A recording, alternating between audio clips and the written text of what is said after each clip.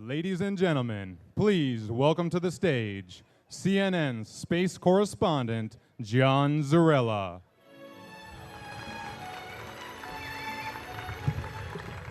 Good morning, everyone, and welcome to this very, very special occasion. For those of you who are out there and you have not had the opportunity yet to get inside and see Atlantis, it literally, there's only one word to describe what they have done here with this museum is wow.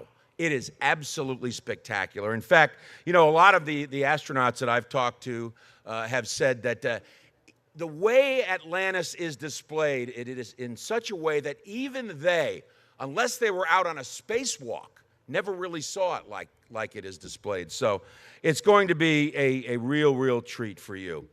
You know, derived from the Greek words meaning space sailor, the term astronaut refers to that elite group who launched aboard NASA spacecraft bound for orbit and beyond.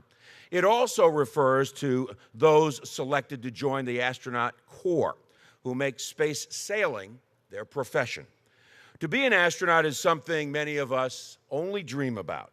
In fact, only 540 astronauts visited space during NASA's 30-year Space Shuttle program. We are honored to celebrate in person the male and female astronauts who represent all 33 missions of the Space Shuttle Atlantis. Collectively, all the astronauts with us today represent a total of 43 space flight missions spanning from Gemini 11 on September 1966 to STS-135 in July of 2011. Let me take a few moments now to introduce you to the space sailors joining us today.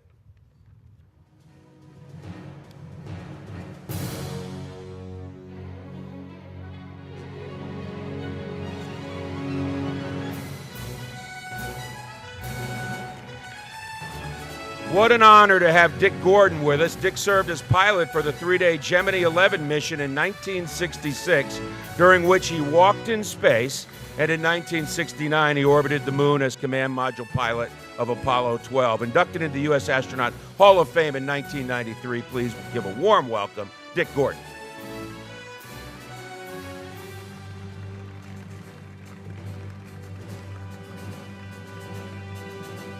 We are also honored to have Bob Crippen here. Bob piloted the first orbital flight of the Space Shuttle program, STS-1, which was launched on April 12, 1981, aboard the shuttle Columbia.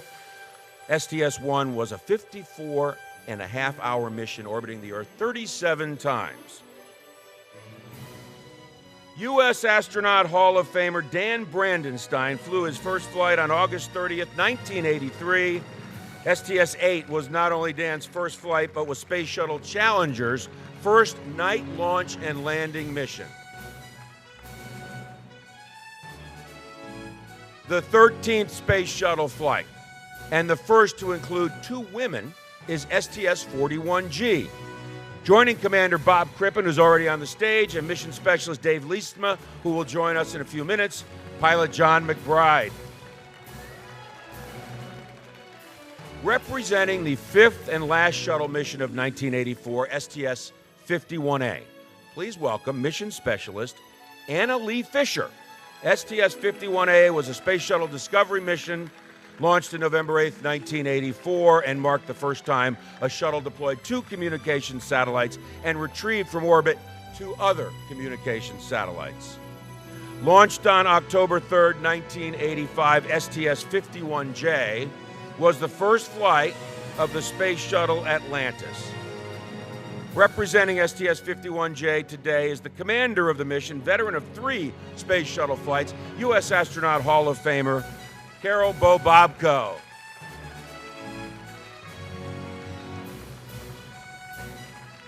Please give a warm welcome to STS-61B commander, veteran of 3 Space Shuttle missions, and U.S. Astronaut Hall of Famer, Brewster Shaw. STS-61B was launched November 26, 1985, and marks the quickest turnaround of a shuttle orbiter from launch to launch. STS-27 was a 4-day mission launched on December 2nd, 1988 as a 5-person crew, 3 of whom are here today. From Atlantis' mission, STS-27, please put your hands together for pilot Guy Gardner and Astronaut Hall of Fame mission specialist Bill Shepard. Mission specialist Mike Mullane will join us in a few minutes. Launching on May 4th, 1989 was Atlantis mission STS-30, which deployed the Venus-bound Magellan probe into orbit. Representing STS-30 is U.S. Astronaut Hall of Famer Norm Thagard. Norm served as mission specialist aboard 4 Space Shuttle missions and was the first American to occupy Russia's Mir space station. From Atlantis' 5th flight, STS-34, please welcome pilot Mike McCulloch. Mission specialist Ellen Baker will join us shortly. STS-34 launched on October 18, 1989, deploying the Jupiter-bound Galileo probe. STS-36 aboard Atlantis was the 4th night launch of the shuttle program and occurred on February 28, 1990, carrying a classified payload for the United States Department of Defense. From STS-36, please welcome mission specialist Mike Mullane. We have a few astronauts joining us today from the STS-41 mission, which had the primary objective of launching the Ulysses probe into space, part of the International Solar Polar Mission. Please welcome to the stage another U.S. Astronaut Hall of Famer and current director of the Kennedy Space Center, Bob Cabana. Joining Bob, mission specialist Bill Shepard on stage, and Bruce Melnick. Go this way. He can run a space center, but he doesn't know which way to go. Representing STS-38, please give a warm welcome to Astronaut Hall of Famer and Commander Dick Covey, Astronaut Hall of Fame pilot Frank Culbertson, and mission specialist Sam Gaymar. Dick is a veteran of 4 space flights, while Frank and Sam each flew on 3 space flights. On STS-38, Dick, Frank, Sam, and their fellow crew members logged more than 2 million miles and 79 revolutions in a 4-day mission, which carried a classified payload for the Department of Defense. Representing STS-35, please welcome payload specialist Sam Durrance. STS-35 was a Space Shuttle Challenger mission that launched on December 2nd, 1990, and was devoted to astronomical observations with Astro 1, a Space Lab observatory consisting of 4 telescopes. Next, please welcome STS-37 pilot Ken Cameron. STS-37 was a 6-day mission with the primary objective of launching the Compton Gamma Ray Observatory, the second of the great observatories, which include the Visible Spectrum Hubble Space Telescope, the Chandra X-ray Observatory, and the Infrared Spitzer Space Telescope. This mission also featured 2 spacewalks, the first since 1985. STS-43 was the 9th mission of the Space Shuttle Atlantis, with the primary goal of launching the 4th Tracking and Data Relay Satellite. Here to represent STS-43, pilot of the mission, Mike Baker. Mike. STS-44, launched on November 24, 1991, was a mission dedicated to the U.S. Department of Defense. Here to represent this flight, please give a warm welcome to mission specialist Mario Runco. Mario?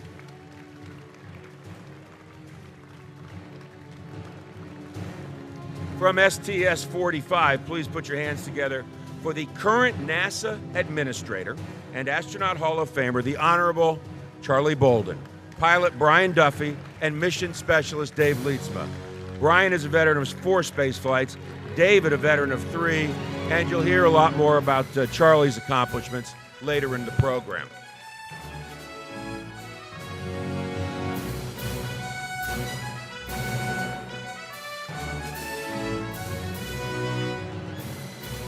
From STS-46, the mission deployed the European Space Agency's Eureka, the European Retrievable Carrier. Please welcome pilot Andy Allen, veteran of 3 space flights. Mission specialist of STS-43, Marcia Ivins, will join us shortly.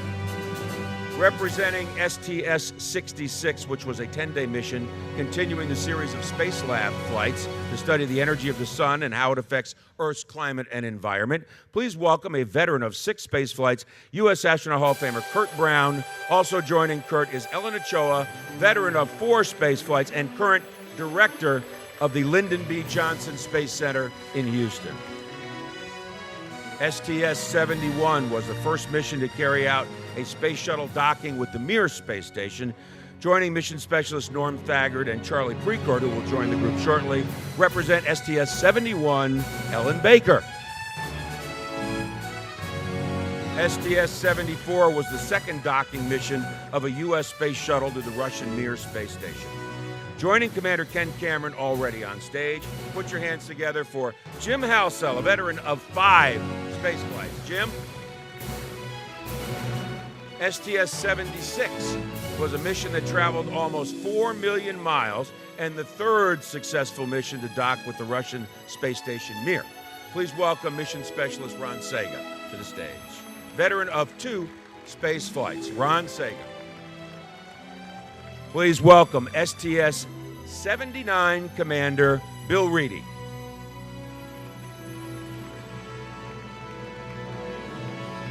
Bill led his team on a successful mission docking with Mir and delivering equipment, supplies, and relief personnel. Bill Reedy. STS-81, launched on September 19, 1996, was the second mission to Mir that involved an exchange of U.S. astronauts. Joining Commander Mike Baker, already on stage, please welcome mission specialist Marcia Ivins, veteran of 5 space flights. STS-84 was the 6th shuttle Mir docking mission, part of the NASA Mir program. The mission was highlighted with the transfer of 4 successful U.S. crew members to the Russian space station. With us tonight is Astronaut Hall of Famer Charlie Precourt, commander of STS-84. Charlie? STS-86 was the 7th Mir docking mission by the space shuttle. The mission was highlighted with the exchange of crew members to continue Phase 1B of the NASA Mir program, cooperative effort with permanent presence of a U.S. astronaut on the Russian space station. From STS-86, please welcome mission specialists Wendy Lawrence and Dave Wolf. STS-101, launched on May 9, 2000, was a resupply mission to the International Space Station and was the first to fly with the glass cockpit.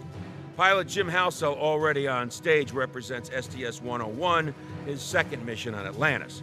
Representing STS-106 is pilot Scott Altman, 4-time spaceflight veteran. STS-106 was an Atlantis mission to the International Space Station with the goal of preparing the Zvezda service module, the early living quarters for the station for the arrival of the first residents of expedition crew at the start of a permanent human presence on the new outpost. STS-98 launched February 7, 2001 and delivered the Destiny Laboratory module to the International Space Station. Mission specialist Marcia Ivins, already on stage, also representing STS-98. 3-time mission specialist J.R. Riley is here representing STS-104, which launched July 12, 2001.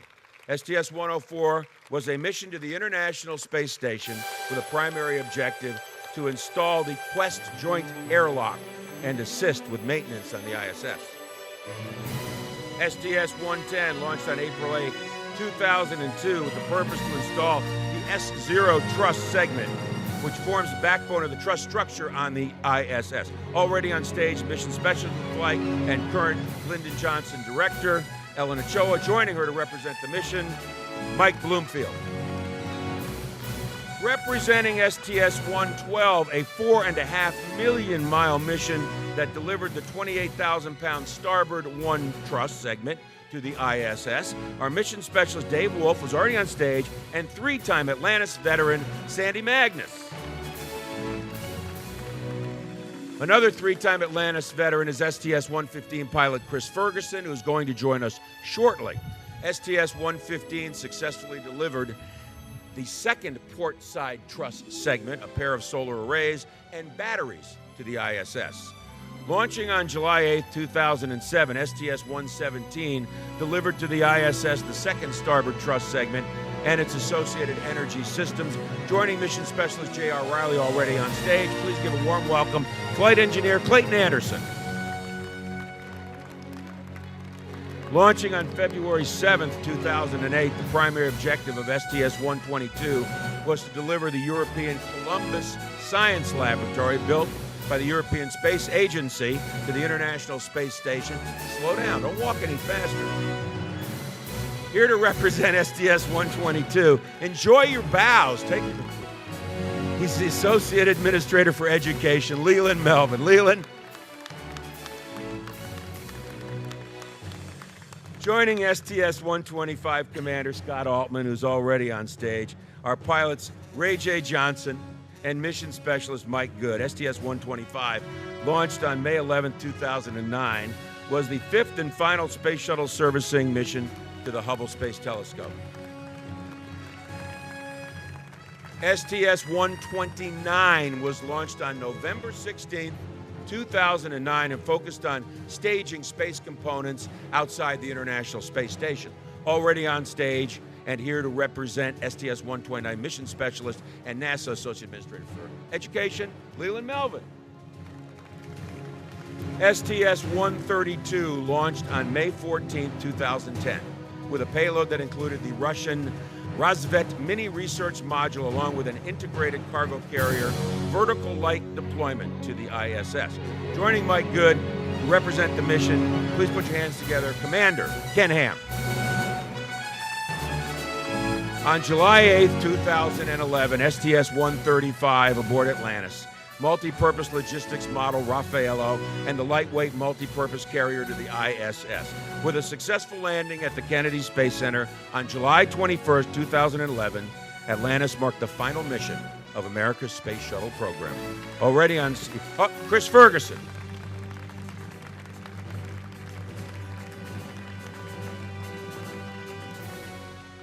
We are here to celebrate not only the incredible new home for the Space Shuttle Atlantis, but to also recognize the thousands of men and women who have made NASA's Space Shuttle program possible throughout the years. A special thanks to all of you goes out to the workers of the entire Space Shuttle program throughout the 30-year history.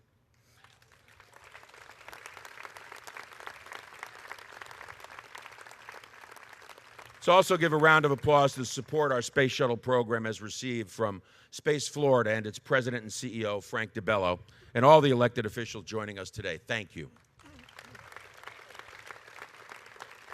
Certainly without the support of all of you, the Space Shuttle Atlantis would not be here today. Ladies and gentlemen, please put your hands together one more time for this extraordinary group of astronauts.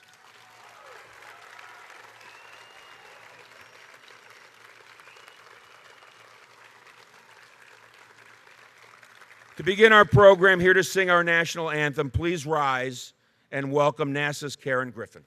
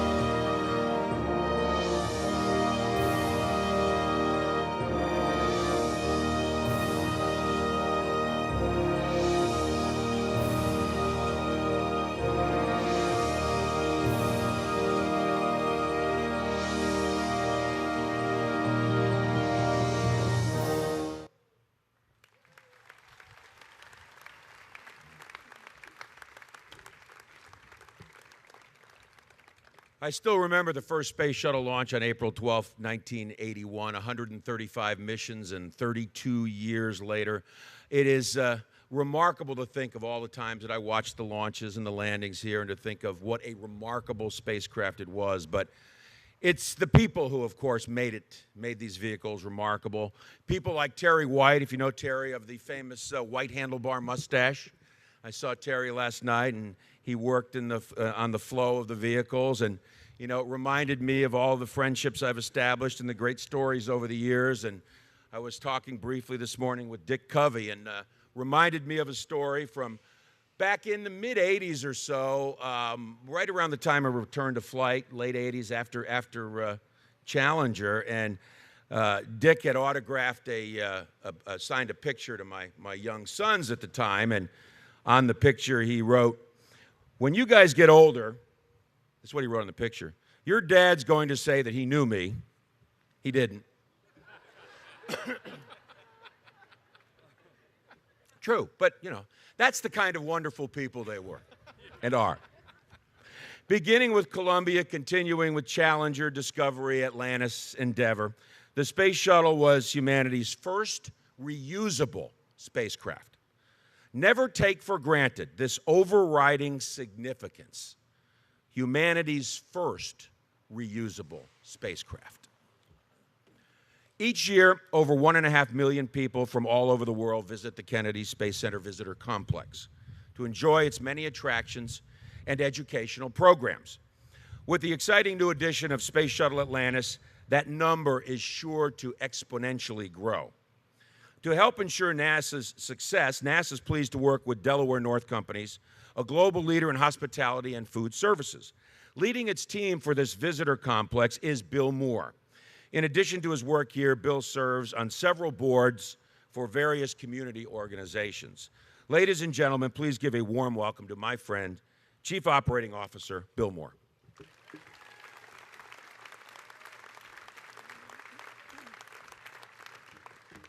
Morning, everybody. Anybody have trouble finding us this morning? We put this little icon in back of us so you could find your way from the front gate to here. Looks like it worked pretty good. Morning to all of you, and thanks for coming out. And to Atlantis, welcome home. After serving the world for over 30 years, the Space Shuttle has earned its place in history and has come to a final stop. Just a little less than 2 years ago, Commander Chris Ferguson, sitting behind me today, said these words after a successful touchdown of the last Space Shuttle flight, STS-135, in Space Shuttle Atlantis. Today, they're just as appropriate. As we celebrate Atlantis' final stop, but not her final mission, here at the Kennedy Space Center, we could not be more proud of having Atlantis with us today, and really looking forward to unveiling it for all of you to come see her. As you heard John say, we had a little soiree last night, and the astronaut families and those that worked on the shuttle and the astronauts, and to see their faces when we showed them Atlantis was a memory that will last with all of us for a lifetime. We're going to show Atlantis to you as the way the astronauts saw her, in space, in her finest hours as she just left the space station, just pulling back and ready to begin her journey home. Kennedy Space Center is the only place in the world you'll actually see a space shuttle tilted to one side. Its payload bay doors open. By the way, that sounds like a really simple thing to do. Works great in zero-G gravity. Not quite the same here on Earth. Today, joining us in our celebration are our partners at NASA, with which we could not have been where we're standing today. Many other contractors and companies and organizations, really too numerous to mention. We share in a proud moment with many of us here on the Space Coast who worked very hard to keep an orbiter here, where orbiters have a home, where all 135 missions launch from, right here at the Kennedy Space Center. And of course, we share it with those men and women around the world, but particularly here in this country, who built the shuttles, who processed them, who flew them, who brought them home and got them ready to fly again. We ride on the shoulders of many today, and to all of them, I say thank you. Celebrating the efforts of exactly is what we want to do today. Celebrate the vehicles, celebrate the people, pay tribute to those, and to understand the Space Shuttle program, the pride, and you'll see when you get inside the patriotism for this country that Atlantis represents. Just as the future of our space program rides on the shoulders of the shuttle and those who flew her and those who worked on her, it's made possible by everyone here who shared a dream of manned space flight. They worked tirelessly to make it a reality, and we will fly men from the Kennedy Space Center again into space.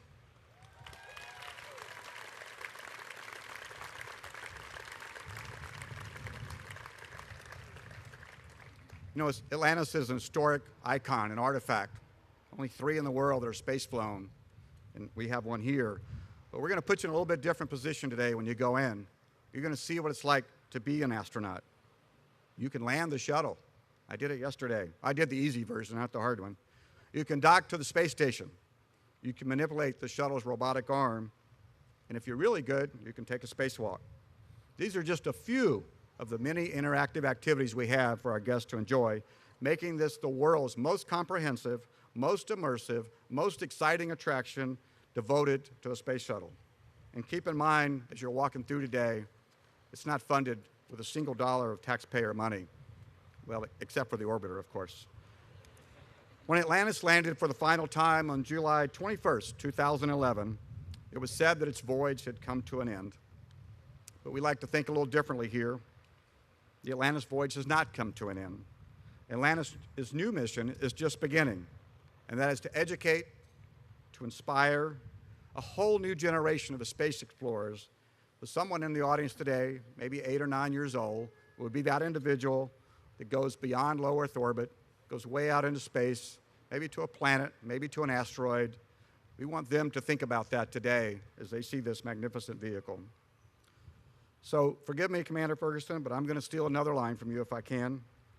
Last July, when Chris brought Atlantis home for the last time, he said, "The space shuttle has changed the way we view the world, and it's changed the way we view the universe. We here at the Kennedy Space Center and the Visitor Complex know that our universe will be changed forever because of Columbia, Challenger, Discovery, Endeavour, and our good ship Atlantis. Welcome home."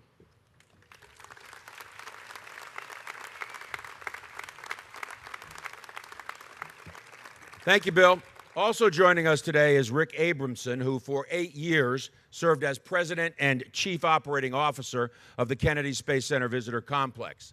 In 2002, Rick joined the ranks of some of the most respected members of the space program when he earned the Dr. Kurt H. Debus Award from the National Space Club, Florida, for his role in educating and inspiring the visitor complex's millions of guests. Rick also received NASA's highest achievement award for non-government employees, the NASA Public Service Medal.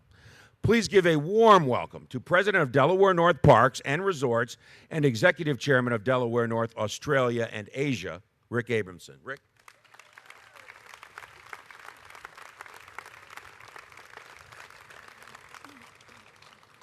Well, good morning and welcome.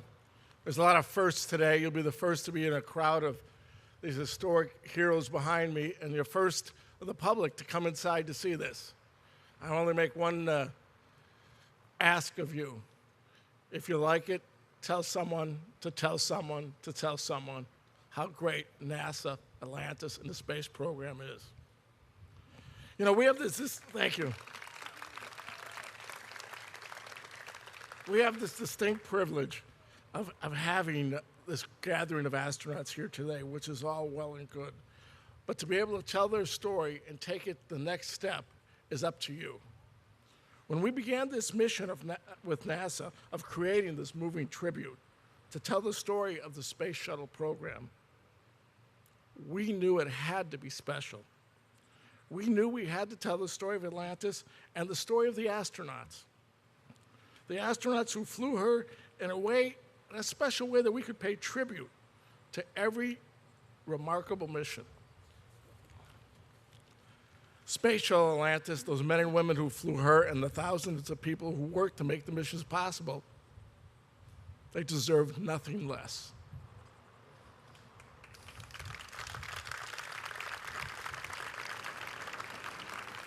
And I can tell you, after experiencing the attraction myself, I know the visitors, after they see it, will be left in awed and moved beyond anything they might ever expect. Let me take a minute to thank a few people that helped bring the Space Shuttle Atlantis and all you see at the visitor complex to life. Of course, one of the commanders of Atlantis, the Honorable Charlie Bolden. Our boss and the director of the Kennedy Space Center, Bob Cabana. And Cheryl Hurst with NASA. Thank each and every one of you and everybody who stood behind you and with you and helped you, and everybody at NASA for your vision, your partnership to bring this whole project to reality. I really hope we made you proud. I think we did.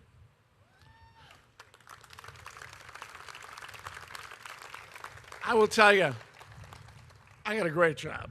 I got a great boss, I got a great job, and I have a great fortune of working for one of the most admired companies, one of the coolest companies in the world, Delaware North. Delaware North is nearly 100 years old, still owned by we're only the second generation CEO, still owned by the Jacobs family since the beginning. The Jacobs family and the family morals, and they believe in things, and they believe in NASA, and they believe in NASA's missions.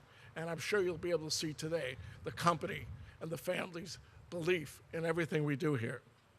I'd really like to thank my boss, Chuck Moran, Delaware North's president, for his leadership and forward-thinking attitude that has brought us to where we are today. I also want to thank the entire executive team in Buffalo for continuing supporting the mission and the vision of the visitor complex. And of course, thank you. I'd be remiss without thanking probably the key person for me here, and a big thank you to Bill Moore and his team and hundreds of associates out there you'll see today, you'll see in here for what they did.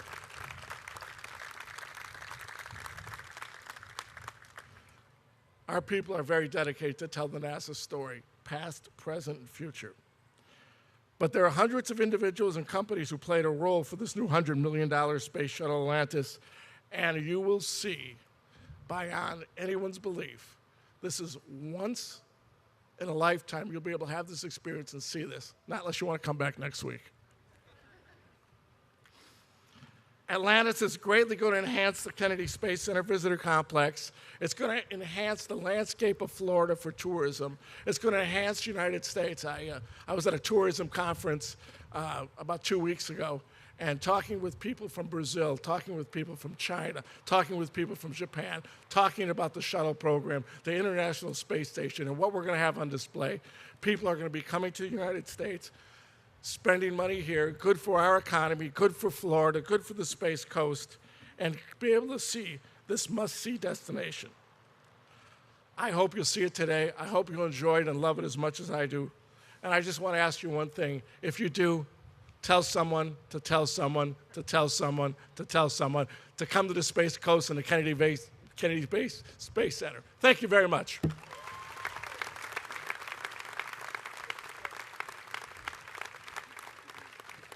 Thanks, Rick. And I just want to pick up on something that he had said, and I think that most of you will agree that there are a lot of young people here and in the future who will come through these doors and under this giant external tank and solid rocket boosters, and it is inspirational.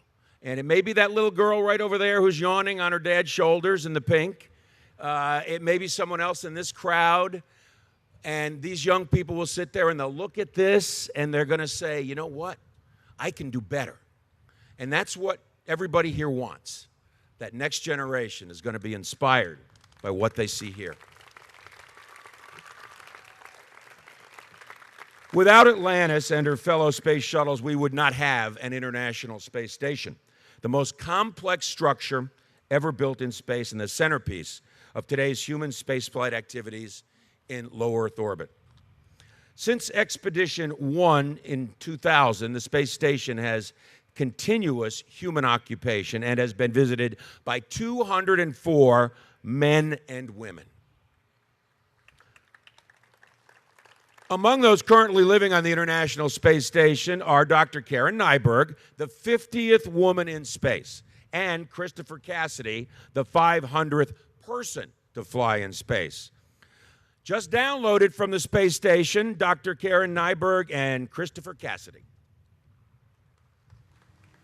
Hello, friends at the Kennedy Space Center Visitor Complex. I'm Karen Nyberg, and this is Chris Cassidy of Expedition 36. We are thrilled to be a part of this momentous celebration. Atlantis holds a place near and dear to my heart, and this exhibit embodies her accomplishments and legacy. Without the Space Shuttle program and the dedicated professionals who made it possible, we literally would not be here today. In fact, Atlantis delivered this very module we're speaking to you from. Piece by piece, this space station was assembled 220 miles above the Earth at over 17,500 miles an hour.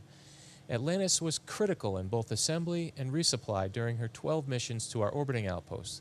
Station is now a convergence of science, technology, and human innovation that is helping us learn what it means to be a spacefaring people by demonstrating new technologies and making research breakthroughs not possible on Earth. Thank you for allowing us to be a small part of today's celebration. Welcome home, Atlantis, from the crew of Expedition 36.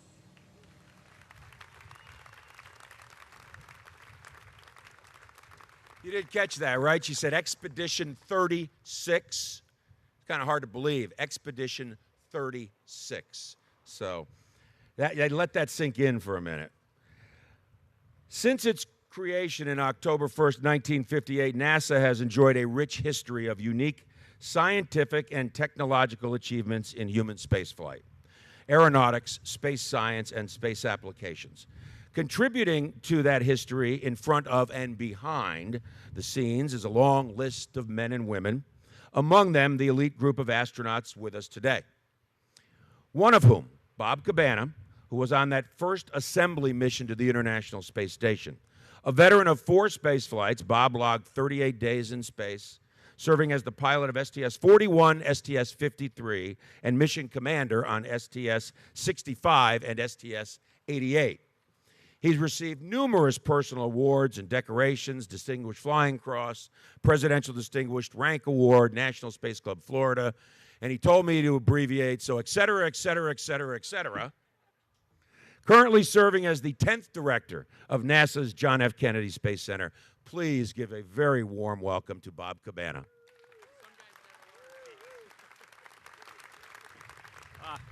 Thanks, John. Hey, if you think that's impressive, just wait till you get inside.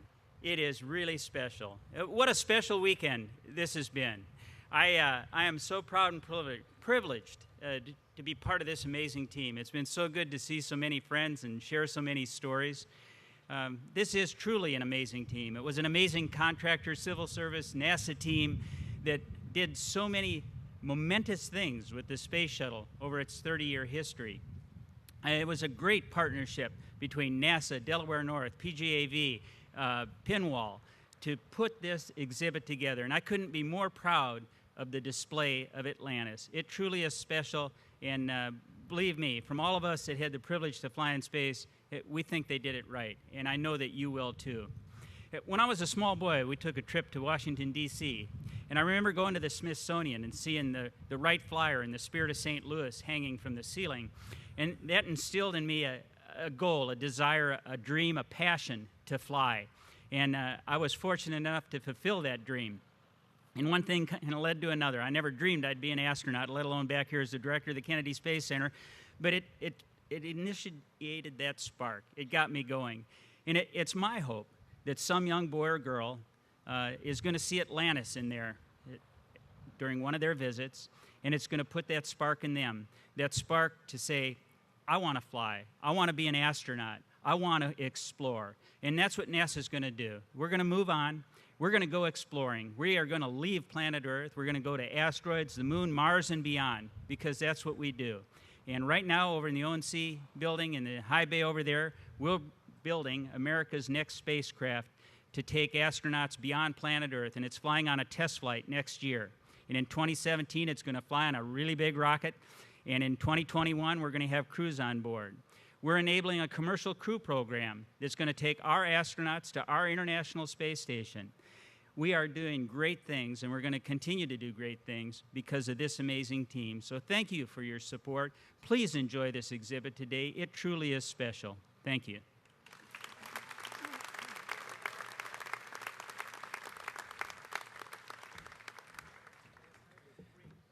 Last night was great. The same thing? Same thing. A man who needs no introduction, so we won't give him one. So, Charlie Bolden.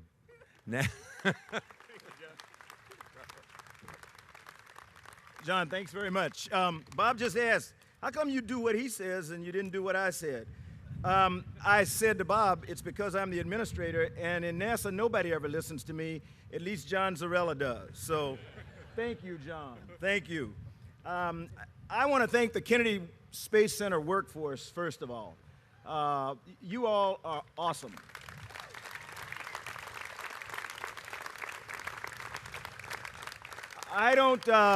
We're bringing Atlantis home today publicly, and I don't know how many people were around as we got to this day, but you know you have special people, many of whom are standing out here in this audience. You know you have special people when they know that every evolution they do puts them one day closer to not working anymore. And yet they work every single day tirelessly because they believe in the future. And so when I say I want to thank the Kennedy Space Center workforce, people of the Space Coast, today and into the future, I really mean that. You all are incredibly special people, and this nation owes you a super debt of gratitude.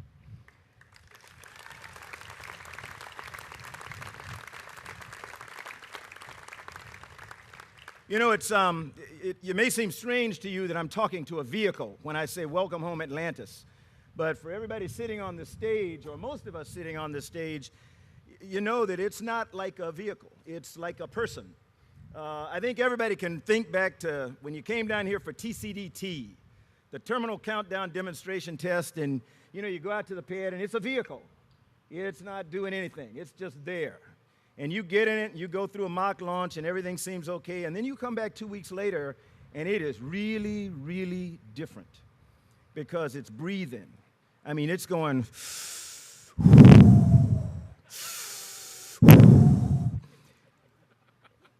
And you thought you were okay until this thing starts talking to you. So when I say welcome home Atlantis, I mean welcome home Atlantis, because for most of us on this stage, it has been a dear friend. It has taken us to places that we never dreamed and brought us safely home, and so it's very special. It's not far from here, Atlantis, where you launched so many times. There's no better way to launch NASA into our new era of human spaceflight than to take a moment to salute the men, women, and the flying machines that have helped our nation lead the world in space exploration. It's great to see so many former astronauts here, and I know people say, but there's no such thing as a former. Yeah, we're former, and we understand that. Especially good to see my friend from Gemini and Apollo, who shall remain nameless, and who promised that if I didn't call his name, he wouldn't say anything bad about me, Dick Gordon.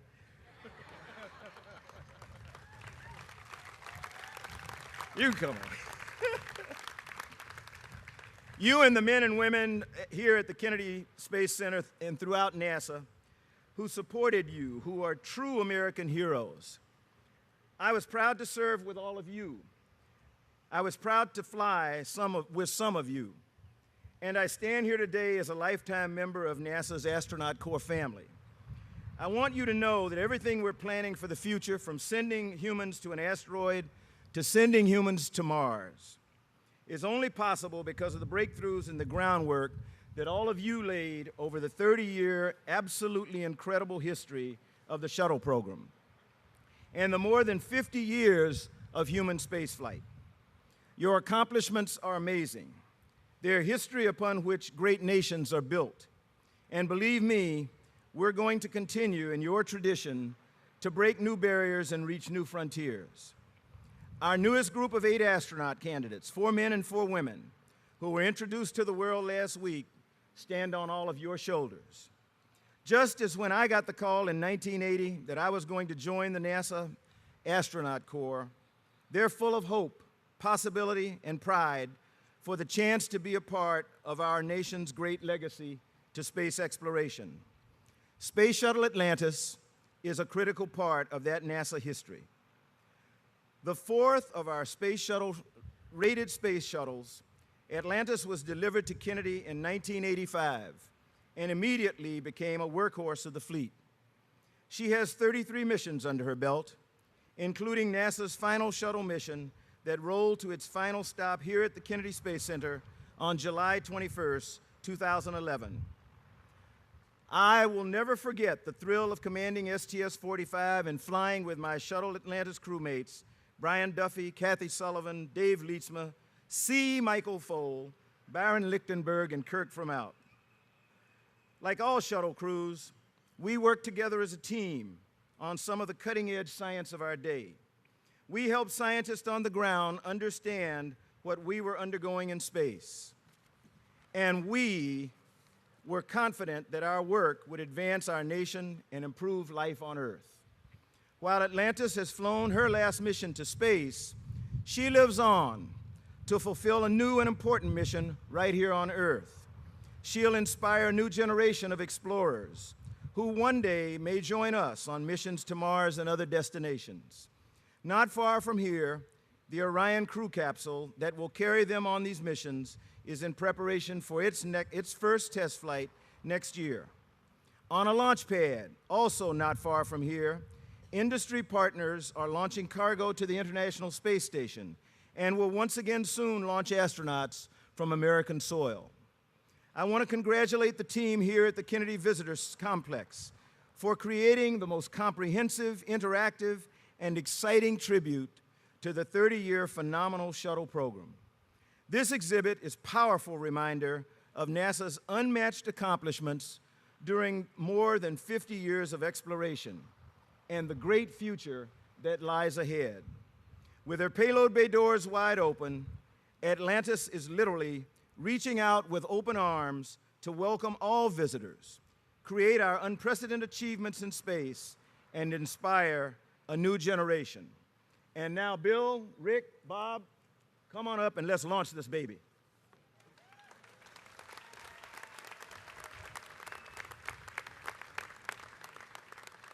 Are you counting? You leading it? This is scary. This is really scary.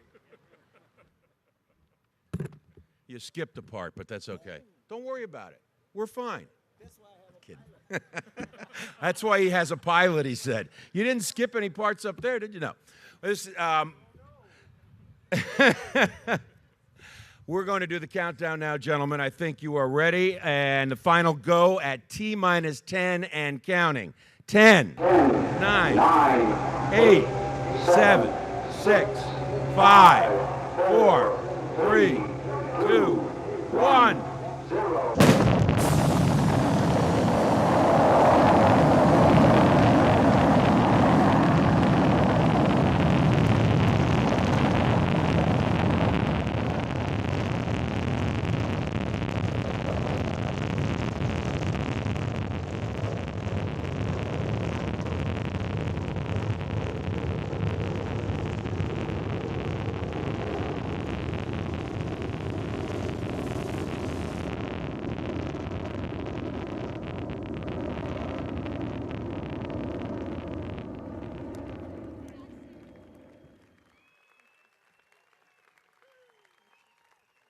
Charlie, can you come up here and do that breathing thing again and how the vehicle breathes? You know, if it talks to you, there is therapy for that, I understand. The time has almost come now to experience the Space Shuttle Atlantis. In a few moments, ladies and gentlemen, the doors will officially open. Before we let you all go, I just want to say thank you to a couple of friends of mine, Tim Macy and Andrea Farmer, who for years have made my job very, very easy. Thank you all for joining us. It was my pleasure to be here, and I hope to see you here again and again and again, because one time will not be enough. Trust me. Enjoy.